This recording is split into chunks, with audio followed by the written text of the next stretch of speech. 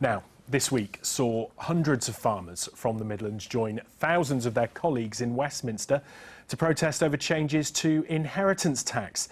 Farmers claim the new rules could devastate the countryside and threaten the nation's food security. The Prime Minister responded, saying the vast majority of farms would be unaffected. Joshua Nevitt followed Warwickshire farmer Mark Meadows down to London for the big demonstration. Mark Meadows and his family have been farming land in Warwickshire for decades. Since the 1980s, the family's been able to pass its farm down the generations without paying any inheritance tax. But that changed last month when the Chancellor Rachel Reeves announced farms worth over £1 million could face an inheritance tax rate of 20%. We could look at paying the majority tax on £7 million when my mother and father pass away. I'd have to sell some land to get the money. There's no way I can make the profit off the land. The current last 5 years have been a real struggle. Mark Meadows swapped his wellies for Westminster this week to raise his complaints with the Warwick and Leamington MP, Matt Weston. I met Mark before his trip. And what are you hoping to hear from your MP?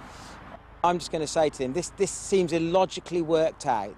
There's been no consultation. We specifically asked before the election, so we've been lied to. The way this is going to be implemented, as proposed at the moment, is going to disproportionately affect genuine farming people.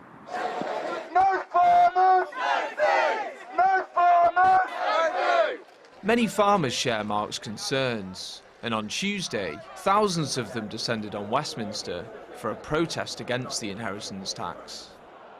The Labour government is backing its autumn budget. It says 3/4 of farmers won't be affected by this change to inheritance tax.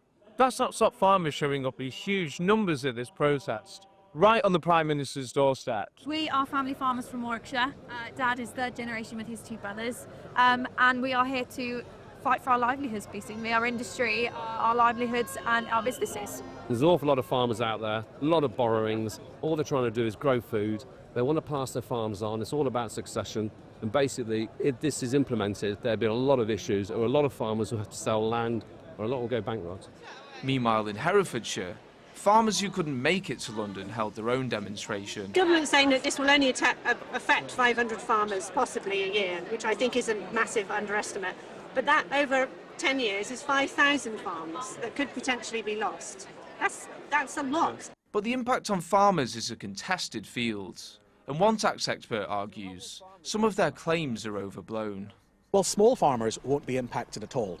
Some medium-sized farms will probably have to pay a small amount of inheritance tax, but they will also have a great long 10-year interest-free period to pay it.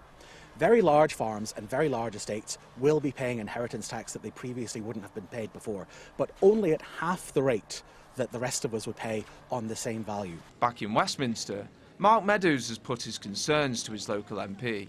So, how did the meeting go?